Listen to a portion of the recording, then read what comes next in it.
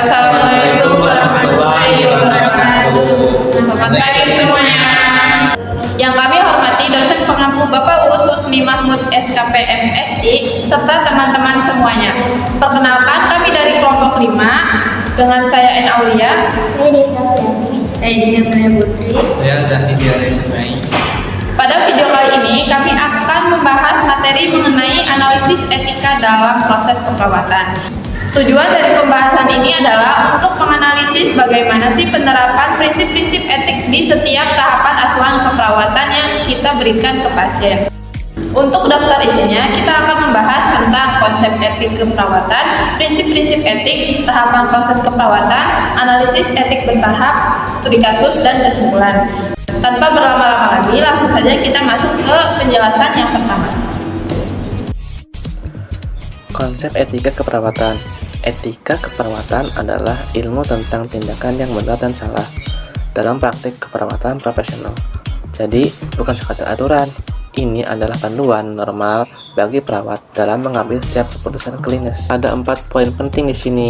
Pertama, etika keperawatan mengintegritaskan nilai-nilai kemanusiaan, kejujuran, dan tanggung jawab setiap tindakan. Kedua, ia berperan melindungi hak-hak pasien sekaligus menjamin kualitas pelayanan kesehatan. Lalu, kenapa etik ini sangat penting dalam keperawatan? Ada 4 alasan utama. Yang pertama, untuk melindungi hak pasien. Yang kedua, membangun kepercayaan pasien terhadap perawat. Yang ketiga, menjamin keadilan dan kesetaraan pelayanan. Dan yang keempat, mendorong empati dan kepedulian profesional dari setiap tenaga kerja kesehatan.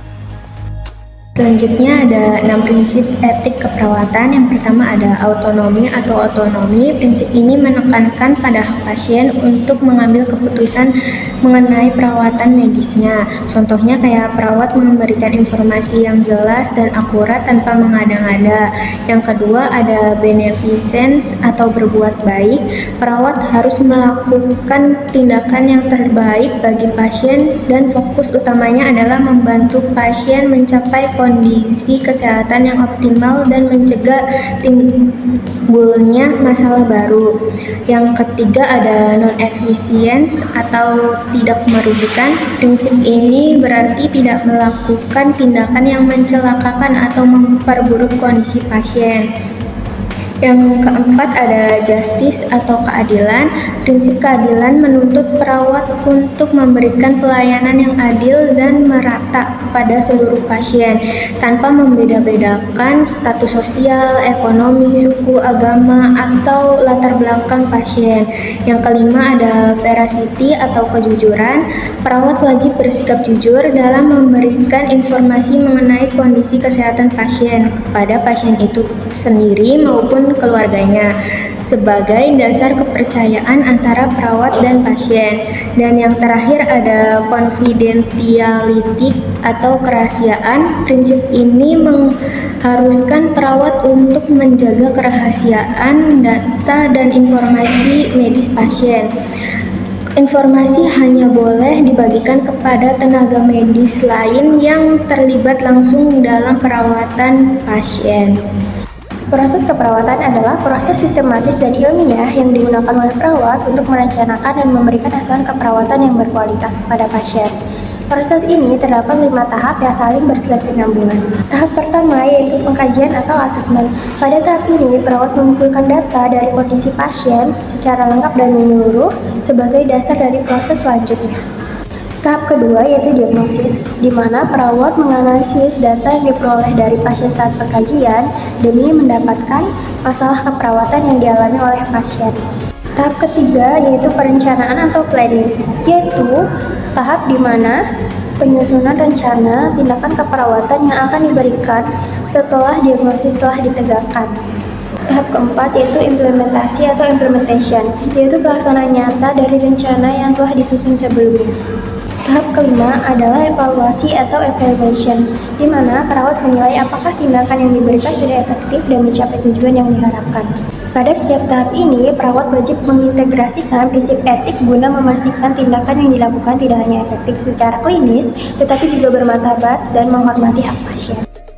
Pada tahap pengkajian, terdapat 4 prinsip etik yang harus diterapkan. Yang pertama, ada autonomi. Perawat wajib meminta persetujuan pasien sebelum mengumpulkan data apapun. Pasien memiliki hak penuh untuk menyetujui atau menolak proses pengkajian. Yang kedua, ada confidentiality. Seluruh data yang berhasil dikumpulkan dari pasien harus dijaga kerahasiaannya dan tidak boleh disebarluaskan kepada pihak yang tidak berkepentingan. Yang ketiga, ada veracity, yaitu perawat harus mencatat data secara jujur dan akurat tanpa manipulasi, karena data yang tidak sesuai pada kenyataannya dapat berdampak fatal pada penanganan pasien. Terakhir, ada beneficiency, yaitu seluruh proses pengkajian harus dilaksanakan semata-mata demi kepentingan terbaik untuk pasien. Pada tahap diagnosis keperawatan, terdapat 4 prinsip etik yang perlu diperhatikan, yaitu veracity, di mana diagnosis yang ditegakkan harus akurat dan tidak menyembunyikan masalah yang sebenarnya dialami oleh pasien. Kedua, ada autonomi. Pasien berhak dilibatkan dalam diskusi mengenai diagnosis keperawatannya sendiri sehingga pasien memahami kondisinya. Ketiga, ada non-malefiansi, yaitu perawat harus menghindari penggunaan label diagnosis yang dapat merugikan atau menstigmatisasi pasien. Terakhir, ada justice, yaitu penegakan diagnosis harus dilakukan secara adil tanpa diskriminasi baik berdasarkan status sosial, ekonomi, maupun latar belakang pasien. Sekarang kita masuk ke bagian kedua, bagaimana etika keperawatan secara konteks di tahap perencanaan dan implementasi. Pada tahap perencanaan, perawat mulai menyusun rencana asuhan keperawatan berdasarkan kebutuhan pasien. Dalam proses ini, beberapa prinsip etik yang perlu diterapkan. Yang pertama, prinsip autonomi. Prinsip autonomi mengharuskan perawat melibatkan pasien dalam mengambil keputusan, sehingga pasien dapat berpartisipasi dalam menentukan rencana perawatnya. Yang kedua, ada prinsip beneficent, menekankan bahwa rencana yang dibuat harus memberikan manfaat terbaik bagi pasien dan didasarkan pada bukti ilmiah yang valid. Prinsip justice berarti setiap pasien memperoleh pelayanan yang adil sesuai kebutuhan tanpa diskriminasi. Sementara itu, prinsip non-maleficent menginginkan perawat untuk menghindari tindakan atau rencana yang berpotensi menimbulkan kerugian atau membahayakan pasien. Pada tahap implementasi, rencana yang telah disusun mulai dilaksanakan.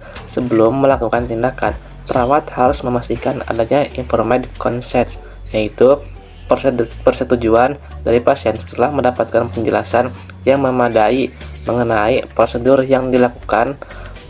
Selanjutnya, confidentiality mengharuskan perawat menjaga kerahasiaan seluruh informasi pasien dan hanya membagikan kepada pihak yang berwenang. Prinsip beneficiency tetap diterapkan dengan memberikan tindakan yang aman, kompeten, dan berorientasi pada kepentingan terbaik pasien. Selain itu, prinsip veracity mengharuskan perawat bersikap jujur dan melakukan dokumentasi secara akurat, lengkap, serta transparan. Dengan demikian, penerapan prinsip-prinsip etik pada tahap perencanaan maupun implementasi sangat penting untuk memastikan bahwa asuhan keperawatan diberikan secara profesional, menghormati hak pasien, serta mendukung keselamatan dan kualitas pelayanan kesehatan. Selanjutnya ada tahap evaluasi.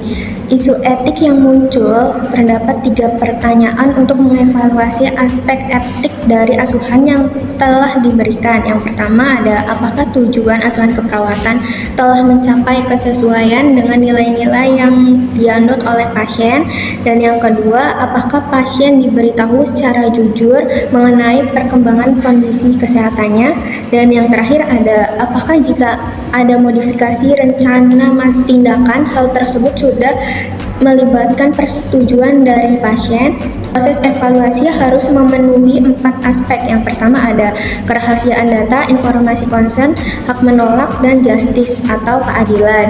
Yang pertama ada kerahasiaan data, yaitu dokumentasi hasil evaluasi bersifat rahasia dan hanya boleh akses oleh tim perawatan yang memiliki wewenang. Yang kedua ada informasi consent, yaitu setiap kali ada perubahan atau modifikasi pada rencana perawatan setelah evaluasi, wajib memerlukan persetujuan ulang dari pasien. Dan yang ketiga ada hak menolak, yaitu pasien memiliki hak sepenuhnya untuk menolak tindakan medis setelah hasil evaluasi keluar, dan hak itu wajib dihormati oleh tenaga medis. Dan yang terakhir ada keadilan atau justice, yaitu proses evaluasi harus dilakukan secara konsisten kepada semua pasien secara adil tanpa adanya diskriminasi dalam bentuk apapun. Baik, pada slide kali ini kita akan membahas studi kasus tentang Nyonya S berusia 58 tahun dengan kanker stadium akhir. Pasien menolak kemoterapi karena merasa tersiksa, tetapi keluarga meminta perawat tetap melanjutkannya tanpa sepengetahuan pasien. Di sini terjadinya dilema etik. Prinsip yang dilanggar atau dipertanyakan. Dari analisis kasus ada 4 prinsip yang bermasalah. Yang pertama ada autonomi. Melanjutkan tindakan tanpa persetujuan berarti melanggar hak pasien untuk menentukan nasibnya sendiri. Yang kedua ada beneficiensi. Manfaat medis kemoterapi menjadi ragu karena bertentangan dengan keinginan pasien dan menambah beban batinnya. Yang ketiga, non-malefiance, yaitu dilanggar, memaksakan tindakan yang bikin pasien menderita sama saja dengan merugikan pasien. Keempat, veracity, yaitu dilanggar, menyembunyikan informasi dari pasien demi menuruti keluarga, artinya melanggar prinsip kejujuran. Prinsip yang tetap terpenuhi, namun ada 2 prinsip yang tetap harus dijaga. Yang pertama ada justice terpenuhi, pasien tetap adil mendapatkan penjelasan dan perlakuan yang setara. Yang kedua ada confidentiality atau terpenuhi, yaitu data dan keputusan pasien wajib dirahasiakan meskipun ada tekanan dari pihak keluarga.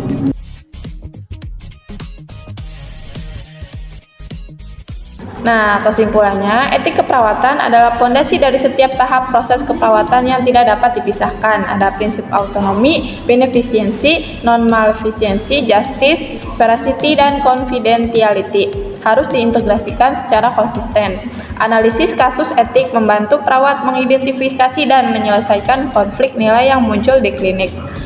Perawat profesional adalah perawat yang mampu berpikir kritis sekaligus bersikap etis dalam setiap keputusannya. Nah, dari penjelasan tadi kita bisa menyimpulkan bahwa etik keperawatan itu bukan cuma teori, tapi fondasi penting yang gak bisa dipisahkan dari setiap tindakan kita ke pasien. Sebagai perawat profesional, kita dituntut nggak cuma pintar secara klinis, tapi juga harus kritis dan etis dalam mengambil keputusan. Seperti kalimat bijak di slide terakhir kita, perawat yang etis bukan hanya yang tahu cara merawat, tetapi yang tahu cara menghormati. Sekian presentasi video dari kelompok 5. Mohon maaf jika ada kekurangan atau salah kata. Terima kasih banyak atas perhatiannya dan sampai jumpa. Wassalamualaikum warahmatullahi wabarakatuh. 심장이 쿵 make my heart 쿵쿵 이러다 죽겠어 Oh my 원래 다 이런가요 You make my heart 쿵쿵 너를 못 참겠어 Oh my You make me overdrive Overdrive I'm getting overdrive